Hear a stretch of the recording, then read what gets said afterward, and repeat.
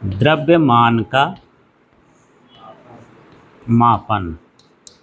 वैसे द्रव्यमान को दर्शाते हैं स्मॉल m से और इसका SI मात्रक होता है किलोग्राम। ठीक, लेकिन इसके अलावा दूसरे मात्रक भी जो हैं चलते हैं, एक देश के लिए अलग अलग भी हो सकते हैं। SI मात्रक ऐसा होता है जो सारे देशों में एक जैसा होता है, लेकिन कुछ मात्रक प्रचलन में है, पहले पुराने ज़माने से चलता है, जैसे टन कोई बोल देता है कि 1 टन 10 टन, वो भी द्रव्यमान ही होता है। ठीक है, तो यहाँ पर द्रव्यमान के मापने की 2 विधियाँ हैं। एक विधि होती है प्रत्यक्ष विधि। प्रत्यक्ष विधि का मतलब ये है कि हम कोई सामान ले जा करके और किसी में तौल करके उसका द्रव्यमान निकाल सकते हैं। कोई हमारे पास यंत्र होता है, उस यंत्र से हम क्या करते हैं, द्रव्यमान का मापन करते हैं। जैसे घर में होती ना तराजू, उसको तुला बोलते हैं। तो जब बाज़ार में जाते हो तो क्या करता है, तराजू पकड़ता है, एक तरफ 1 किलोग्राम का बाट रख दिया। अब हम उससे बोले 1 किलोग्राम हमको क्या चाहिए, आलू चाहिए, तो एक तरफ क्या रख देता है, आलू। अब हम आलू का वजन प्राप्त कर लेते हैं, उसका द्रव्यमान हमको पता हो जाता है। आजकल तो डिजिटल मशीन भी आ गई है ना, कि एक केवल उसमें तराजू में वो नहीं रखना पड़ता, वजन नहीं रखना पड़ता, केवल सामान रखो तो उसकी रीडिंग बता देता है कि ये कितना किलोग्राम है। कभी कभी देखते हो रोड में आते हो तो धर्म कांटा लिखा रहता है कहीं पास, तो धर्म कांटा का मतलब समझते हो? हाँ, अभी जाओगे यहीं, अभी हाईवे में दिखेगा, बरौला के पास है यहाँ, जहाँ पर वो चौकी बनी हुई है ना, वहाँ पर एक धर्म कांटा भी है। तो धर्म कांटा भी एक तौलने वाली मशीन है, उसमें ट्रक का ट्रक तौल जाता है।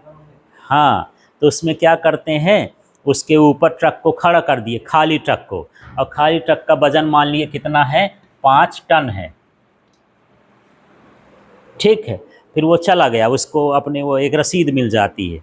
फिर वहाँ से कोयला भर के आया, और जब कोयला भर के आया तब वज़न चेक किया तो पता चला कितना है, 15 टन है। ठीक है, अब इसके बाद इसमें 5 टन का तो वही था, अब 15 टन टोटल है, तो उसमें कोयला कितना भरा है, 10 टन है। इसके हिसाब से उसकी कीमत निर्धारित हो जाती है कि कितने कीमत का है। तो इस तरह से हम जो डायरेक्ट मेथड होती हैं उसमें हम कोई मशीन का इस्तेमाल करते हैं, और उस मशीन में हम उस वस्तु को रख देते हैं तो उसके द्रव्यमान का पता चल जाता है। ठीक है, अब कहीं कहीं पर फिजिकल बैलेंस भी होती है। फिजिकल बैलेंस में क्या होता है, इस तरह का एक स्टैंड होता है, इसके अंदर स्प्रिंग लगा होता है, यहाँ पर हुक होता है। जैसे आंगनबाड़ी में जाते हो, छोटे छोटे बच्चों को तौलते हैं, तो तराजू में नहीं तौलते हैं, उसमें रखें और इसे हुक में क्या करते हैं, फंसा देते हैं, और उसमें देख लेते हैं उसकी रीडिंग। तो वो कौन सी तुला होती है, एक तरह की स्प्रिंग तुला होती है। वो क्या है, स्प्रिंग तुला। उससे भी हम क्या करते हैं, द्रव्यमान का मापन कर लेते हैं। तो ऐसी विधियों को हम क्या बोलते हैं, प्रत्यक्ष विधियाँ, जिससे हम तुला लगा करके द्रव्यमान का मापन कर लें। ठीक, अब जो दूसरी विधियाँ हैं ये क्या कहलाती हैं, अप्रत्यक्ष विधियाँ कहलाती हैं, जिनमें हम किसी यंत्र की सहायता से द्रव्यमान का मापन नहीं कर पाते हैं। तो ऐसी विधियों को हम क्या कहते हैं, अप्रत्यक्ष विधि कहते हैं। जैसे मान के चलो कि मुझे समुद्र का पानी तौलना है, अब मैं उसको उठा के कहाँ रख दूँ, कहाँ रख दूँ उठा के, कि कितना पानी उठा सकते हैं, नहीं उठा सकते हैं। तो उसके लिए हमको कौन सी विधि अपनानी पड़ेगी, अप्रत्यक्ष विधि। जैसे धरती का वजन कितना है, अब कौन सी तराजू लाएं यार, और कहाँ खड़े होकर हम उसको तौलेंगे, कौन सा धर्म कांटा लाएंगे, होगा क्या, नहीं होगा। तो इसके लिए हमको क्या करना पड़ता है, अप्रत्यक्ष विधि का। तो जो बड़े बड़े द्रव्यमान हैं उसको हम गुरुत्वाकर्षण बल द्वारा नापते हैं। अभी हम पढ़ेंगे, जैसे पृथ्वी और सूर्य के बीच में, चंद्रमा और पृथ्वी के बीच में, ये सभी जो पिंड है ना, गुरुत्वाकर्षण बल द्वारा जुड़े हैं। हमको भी पृथ्वी क्या लगाती है, गुरुत्वाकर्षण बल लगाती है। तो इससे हम द्रव्यमान का मापन कर लेते हैं। अब कैसे करते हैं, गुरुत्वाकर्षण वाला जब चैप्टर पढ़ेंगे तो वहाँ समझेंगे। ठीक है, और जो बहुत छोटे छोटे द्रव्यमान हैं, जैसे हवा का एक कण है, उड़ रहा है, अब इसको पकड़ो, अब इसको तौलो, कैसे तौलोगे, कहाँ पकड़ में आएगा, तौल सकते हो, और फिर कितना बाट रखोगे एक तरफ, नहीं तौल सकते हो। ऐसे जो बहुत सूक्ष्म होते हैं और बहुत बड़े होते हैं, उनके लिए हम कौन सी विधियाँ अपनाते हैं? अप्रत्यक्ष विधियाँ। तो बड़े द्रव्यमान के लिए गुरुत्वाकर्षण विधि का उपयोग किया जाता है और छोटे द्रव्यमानों के लिए स्पेक्ट्रोग्राफ का उपयोग किया जाता है। ये विधि है, इससे हम बहुत सूक्ष्म द्रव्यमान, जैसे मान लो अणु का, परमाणु का, जो हमको दिखाई नहीं देते छोटे छोटे कणों का द्रव्यमान हम किससे ज्ञात करते हैं? स्पेक्ट्रोग्राफ से। और बड़े बड़े द्रव्यमान किससे ज्ञात करते हैं? गुरुत्वाकर्षण से। तो ये कौन सी विधि कहला गई? अप्रत्यक्ष विधि कहला गई। तो दोनों समझ में आ गई, प्रत्यक्ष और अप्रत्यक्ष विधियाँ। ठीक है। इसके बाद यहाँ पर द्रव्यमान की परास को समझते हैं कि द्रव्यमान छोटा से छोटा कितना होता है और बड़ा से बड़ा कितना होता है, उसको हम क्या कहते हैं? परास। जैसे गांव में पत्थर फेंकते हो ना, तो बोलते कि भैया देखो कौन कितना ज़्यादा फेंक लेगा। तो किसी का मान लो 50 मीटर चला गया, किसी का जो है 52 मीटर चला गया, तो वो उसकी क्या कहला गई? परास कहला गई। न्यूनतम से लेकर के अधिकतम तक उसकी क्या कहलाती है? परास। जैसे आदमी को देखोगे, एक बौना आदमी होता है, वो 12 इंच का होता है, माने 1 फुट का होता है सबसे छोटा, और फिर सबसे बड़ा आदमी हम आज तक देखें कि वो 8 फुट का होता है। तो आदमी की परास कहाँ से कहाँ तक हो गई? 1 फुट से लेकर के 8 फुट के बीच का आदमी होता है। ठीक, वो उसकी क्या कहलाती है? परास। इसी तरह से द्रव्यमान की भी क्या होती है? परास होती है। तो द्रव्यमान को हम एक AMU से नापते हैं। ये छोटा द्रव्यमान है, एटॉमिक मास यूनिट। इसका पूरा नाम क्या हो गया? Atomic mass unit. परमाणु द्रव्यमान मात्रक। ए का मतलब एटॉमिक माने परमाणु, M का मतलब मास माने द्रव्यमान, और U का मतलब क्या होगा? यूनिट, मात्रक। तो इसका पूरा हिंदी में क्या हो जाएगा? परमाणु द्रव्यमान मात्रक। ये क्या होता है? ये जो कार्बन 12 होता है, इसके 1/12 द्रव्यमान के बराबर होता है।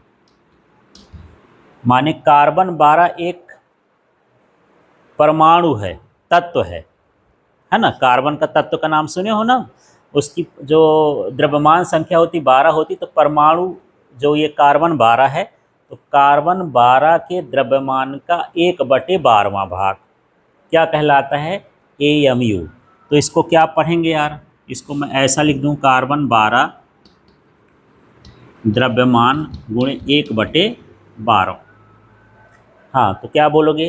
कार्बन 12 के द्रव्यमान के 1/12वें भाग को AMU कहते हैं। हाँ, बोल के बताओ, इसका नाम लो। कार्बन 12, फिर यहाँ के, द्रव्यमान के 1/12वें भाग को, बटे में ना 12 है ना, 1/12वें भाग को पर हाँ AMU कहते हैं। और इसका जो मान होता है 1.67 गुणे 10 की घात -27 kg होता है, किलोग्राम में ये होता है। ठीक है, ये क्लियर हो गया। तो ये छोटा द्रव्यमान है। छोटे द्रव्यमान को किससे व्यक्त करते हैं? AMU से। जैसे अपने को मैं बोलूँ कि अपने को तौल के बताओ, तो आप बोलते हो कि मेरा वजन जो है 50 किलोग्राम है, अपने को 50 किलोग्राम में तौल लिए। अब मैं बोला कि एक छोटा सा कण है, उसको तौल के बताओ, तो वो तो किलोग्राम बहुत बड़ा मात्रक हो जाएगा, उसको किस में तौलेंगे? AMU में। ठीक है। और यहाँ पर जो सूर्य का द्रव्यमान होता है ना, किसका द्रव्यमान? सूर्य का द्रव्यमान, ये सबसे ज़्यादा होता है, लगभग 2 गुणे 10 की घात 30 kg होता है, इतना किलोग्राम। तो इसको 2 किलोग्राम न हो समझना है। इसके बाद 30 ठो शून्य लिखोगे। अब उसको पढ़ना, इकाई, दहाई, सैकड़ा, हज़ार, 10,000, संख, ये सब कुछ पढ़ते जाओगे तब भी वो नहीं पूरा होगा, इतने शून्य। इतना बड़ा द्रव्यमान किसका होता है? सूर्य का। ठीक है। और एक होता है CSL, इसको बोलते हैं चंद्रशेखर लिमिट, चंद्रशेखर सीमा, है ना। और ये जो होता है सूर्य के द्रव्यमान का 1.4 गुना के बराबर होता है। CSL का मतलब क्या? चंद्रशेखर लिमिट या चंद्रशेखर सीमा। ये सूर्य के द्रव्यमान का कितना होता है? 1.4। माने सूर्य से भी बड़ा द्रव्यमान बताना हो, जैसे हमारी आकाश गंगा का द्रव्यमान बताना हो या सौर मंडल का बताना हो, तो सौर मंडल में सूर्य भी है, ग्रह भी हैं, उपग्रह ही हैं, सब का जब जोड़ के बताओगे तो किस में बताओगे, CSL में। बड़े द्रव्यमान को इसमें बता देते हैं कि इतना CSL पूरे गैलेक्सी का है, पूरे ब्रह्मांड का है, आकाश गंगा का है। तो बड़े बड़े द्रव्यमान को हम इसमें व्यक्त करते हैं, ठीक है। लेकिन अब हम धरती में तो इसका CSL का उपयोग नहीं करेंगे यार, इतना बड़ा द्रव्यमान क्या करना है, सूर्य थोड़ी ना है हम, ठीक है। तब छोटे द्रव्यमान का, जैसे 1 क्विंटल यूज कर लिए, क्विंटल का भी नाम सुने हो ना। तो जब 100 किलोग्राम होता है तब हम उसको क्या कहते हैं, 1 क्विंटल।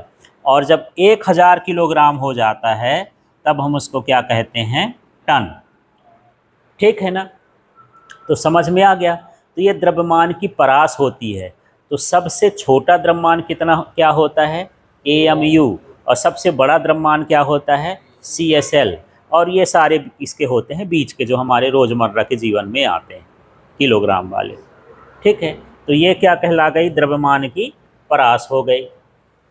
तो समझ में आ गया। चलो फिर से रिपीट कर देता हूँ। द्रव्यमान के मापन की कितनी विधियाँ हैं, 2। कौन कौन सी, प्रत्यक्ष विधि और अप्रत्यक्ष विधि। इसमें हम सीधे वस्तु को ला करके तौलते हैं। प्रत्यक्ष विधि में क्या करते हैं, सीधे वस्तु को ला करके तौलते हैं। उसके लिए हमारे पास तुला होती है, जिसको आप तराजू बोलते हो। तुला भी कई तरह के होती हैं, जैसे मान के चलो हो गया कि वो जड़त्वीय तुला भी होती है, गुरुत्वीय तुला भी होती है, भौतिक तुला भी होती है, स्प्रिंग तुला भी होती है। बहुत सारी तुलाएँ होती हैं। उन तुला की सहायता से हम जो है किसी वस्तु का मापन कर लेते हैं, तुला के ऊपर रख सकते हैं वस्तु को। फिर दूसरी कौन सी होती है, अप्रत्यक्ष विधि, जिसमें हम वस्तु को अपने पास नहीं ला सकते हैं, लेकिन उसका वजन हम पता कर लेते हैं कुछ विधियों से। तो उसे हम क्या कहते हैं, अप्रत्यक्ष विधि। इसमें 2 हैं। बड़े द्रव्यमान को ज्ञात करना हो तो गुरुत्वाकर्षण विधि, और छोटे द्रव्यमान को ज्ञात करना हो तो स्पेक्ट्रोग्राफ कहलाता है, ठीक है। अब यहाँ द्रव्यमान की परास होती है कि सबसे छोटा द्रव्यमान होता है AMU, और ये कार्बन 12 के द्रव्यमान का 1/12वां भाग होता है, ठीक। और इसका मान किलोग्राम में क्या होता है, 1.67 × 10⁻⁻27 kg। फिर सूर्य का द्रव्यमान जो होता है 2 होता है, या 1.98, उसको 2 ही मान लोगे, × 10⁻30 किलोग्राम। और 2 भी नहीं लिखोगे तो 10⁻30 किलोग्राम भी लिख सकते हो। 2 का कुछ वैल्यू नहीं, इतनी घात है कि इसमें 2 का कोई मतलब है नहीं, है ना। मान लो आपके पास अरबों खरबों रुपया है, उसमें हम 2 रुपया डाल देंगे तो क्या फ़र्क पड़ेगा, कोई फ़र्क नहीं पड़ेगा। ऐसे इस 2 का कोई मतलब नहीं, है ना। फिर जो बड़ा द्रव्यमान है वो CSL कहलाता है, चंद्रशेखर लिमिट। इसमें हम सूर्य से भी बड़े द्रव्यमान का मापन करते हैं। सूर्य से भी कोई बड़ा तारा हो, या फिर पूरा कोई तंत्र हो, आकाशगंगा हो, बहुत सारे को खगोलीय पिंडों को मिला करके द्रव्यमान बताना हो तो किस में बताएंगे, CSL में बताएंगे।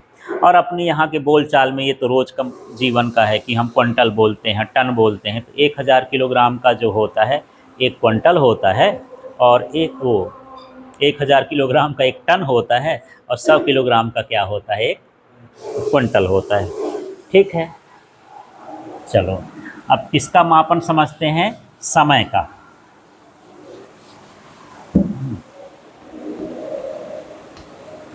तो देखते हैं समय को कैसे कैसे नापा जाता है।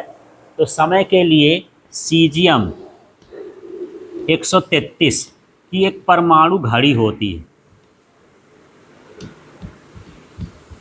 इससे हम क्या करते हैं, समय का मापन करते हैं। इसके जो परमाणु अंदर होते हैं ना, कंपन करते रहते हैं, ऐसे ऐसे क्या होते हैं, हिलते रहते हैं और उनका कंपन फिक्स रहता है, ना ज़्यादा होता है ना कम होता है, ठीक है। उनके कंपन का मान नहीं बदलता है। तो उसको हम क्या बोलते हैं, परमाणु घड़ी। और वो तत्व कौन सा होता है, CS माने सीजियम। सीजियम 133 के तत्व से क्या बनाते हैं, परमाणु घड़ी बनाते हैं। और ये बिल्कुल यथार्थ समय देती है। यथार्थ का मतलब होता है कि बिल्कुल करेक्ट। जैसे मान के चलो, जब आप मोबाइल देखते हो तो यहाँ दुनिया में तो बहुत सारे मोबाइल होंगे, भारत में भी मोबाइल हैं, लेकिन मैं देखूं कि अपने मोबाइल का समय और इनके मोबाइल का समय, इनके मोबाइल का समय, सारे समय मिलाओ, कैसे होंगे यार, वो नहीं होंगे, अलग अलग, बिल्कुल एक जैसे होंगे। 1 सेकेंड का भी फर्क नहीं होता है, क्योंकि सब इस परमाणु घड़ी पर क्या होते हैं, आधारित होते हैं, इसके अनुसार चलते हैं। ये घड़ी जो दीवार में लगी हुई है, ये घट सकती है, इसका मान बढ़ सकता है, लेकिन जो सीजियम इस परमाणु घड़ी से जो चलता है वो क्या रहता है, फिक्स रहता है। जैसे अब लड़ाई झगड़ा होने लगे, बोलो कि नहीं मेरी घड़ी बहुत अच्छी चलती है, थोड़ा टाइम 5 मिनट तुम्हारा पीछे हो और तुम्हारा टाइम 5 मिनट आगे हो, अब तुम लड़ नहीं मेरा सही है, वो बोले मेरा सही है, तब किसके पास जाओ, ये सीजियम घड़ी के पास। ये जो बताएगी वही टाइम क्या माना जाएगा, सही माना जाएगा। तो आज जितने भी देशों के मानक समय हैं, स्टैंडर्ड टाइम हैं, वो किस पर आधारित होते हैं, सीजियम 133 परमाणु घड़ी पर आधारित होते हैं। ठीक है, किसी भी घड़ी को मिलाना हो तो इससे मिलाएंगे, लेकिन आजकल जो इंटरनेट वाली जो घड़ियां होती हैं, जैसे नेट से चलती हैं, जैसे आपका मोबाइल है, कंप्यूटर है और बहुत सारी चीज़ें हैं ना जो ऑनलाइन चलती हैं, वो किससे चलती हैं, सीजियम। उनका समय कैसा होता है, गलत नहीं होता, बिल्कुल सही चलता है। ठीक, अब इसमें भी दो विधियां हो गई यहाँ समय के मापन की। क्या हो जाएगी, प्रत्यक्ष, और क्या हो जाएगी, अप्रत्यक्ष। ठीक है, अप्रत्यक्ष विधि वो होती है जिसमें हम तुरंत मापन कर ले, घड़ी देखे नाप लिए, टाइम देख के हम बता देते हैं, है ना। तो एक क्या होती है, सीधे सीधे घड़ी होती है, इनके अंदर दोलित्र लगे होते हैं। दोलित्र का मतलब ऐसे ऐसे दोलन करते रहते हैं, हिलते रहते हैं, है ना। कभी दीवार वाली घड़ी का मशीन खोलोगे ना, उसका ढक्कन, तो इसमें एक छोटा सा बटन जैसे रहता है, छोटा छोटा, और वो जैसे दिल धड़कता है धक धक, ऐसे वो कूदता रहता है धक धक, और उसके हिसाब से उसका सेकंड चलता है, सेकंड का कांटा घूमता है जब वो है। तो कभी खोल के देखोगे तब ऐसा पता चलेगा, सेल लगाओगे, उसका वो जो पत्थर जैसे होता है, छोटा छोटा क्वार्ज होता है, वो ऐसे ऐसे कूदता रहता है ना। उसी के हिसाब से क्या चलता है, सेकंड चलता है। तो वो कौन सी घड़ी कहला गई, एक तरह की दोलित्र घड़ी हो गई। उसमें क्या हो रहा है, दोलन, वो हिल रहा है ना, जैसे हमारा हृदय भी दोलना करता है, एक बार सिकुड़ता है, एक बार फैलता है, सिकुड़ता है, फैलता है। तो वो भी क्या होता है, एक बार नीचे आता है, एक बार ऊपर आता है, एक बार नीचे आता है, एक बार ऊपर आता है, ऐसे झूला जैसे झूलता है। तो इसको, ऐसी घड़ियों को हम क्या बोलते हैं, दोलित्र। फिर परमाणु घड़ी का उपयोग करके भी हम समय का मापन कर सकते हैं, लेकिन क्या हर समय का मापन हम घड़ी से कर सकते हैं। ठीक है, अब मान के चलो कि मैं एक कब्र खोदा, पता चला मेरे दादा के दादा के दादा के परदादा लोग यहाँ रहते थे, उनकी कब्र यहाँ है, उसमें लिखा था, चौरे में लिखा था कि ये जो है 1470 का कब्र है ना, या नहीं भी लिखा है, उनका नाम भी लिखा है कि पुराने ज़माने का है। अब वहाँ से मुझे एक हड्डी मिल गई, अब मैं जानना चाहता हूँ कि हड्डी कितनी पुरानी है। तो कोई घड़ी देखते थोड़ी ना बैठा रहा होगा, 400-500 साल पुरान तक आदमी थोड़ी ना जिंदा रहता है, ये रहता है, नहीं रहता। तो पुरानी चीज़ कब कैसे मापन करे, ये धरती कब की बनी है कैसे पता चले, ये चंद्रमा सूर्य कब का बना हुआ कैसे पता चले। ठीक है, जैसे यहाँ पर बनारस का मंदिर बोल देते हैं कि बहुत पुराना है, प्राचीन मंदिर है ना। अब हमको कैसा पता चला कि ये प्राचीन मंदिर है, क्या घड़ी लगा के हम देखते गए हैं, तब वो कौन सी विधियाँ हो गई, अप्रत्यक्ष। तो जो बहुत कम समय अंतराल के लिए जो होता है वो क्या होता है, अप्रत्यक्ष मापन होता है। बहुत अधिक समय के लिए जो भी होता है वो भी क्या हो गया, अप्रत्यक्ष। जैसे भूकंप आ गया, आया एकाध सेकंड के लिए, एकाध सेकंड से भी ज़्यादा कंपन हो जाता है और इतने में पूरी धरती हिल जाती है। 2-4-5 सेकंड का भूकंप आया, बहुत तीव्रता वाला, सारा कुछ तहस नहस हो जाता है। अब उतना कम समय का मापन करने के लिए हम इस घड़ी थोड़ी ना देखते रहेंगे। तो बहुत कम समय का मापन करना हो और बहुत अधिक समय का मापन करना हो तो फिर हम कौन सी विधि अपनाते हैं, अप्रत्यक्ष विधियाँ अपनाते हैं, है ना। तो जो कम अधिक समय अंतराल है उसके लिए रेडियो एक्टिव विधि होती है, रेडियो एक्टिवता विधि। इस विधि से हम बड़े समय अंतराल का मापन करते हैं। जैसे मुझे पृथ्वी की आयु निकालना हो, किसी चट्टान की आयु निकालना हो, किसी जीवाश्म की आयु निकालना हो, तो हम किस विधि से निकालेंगे, रेडियो एक्टिव विधि से निकालेंगे।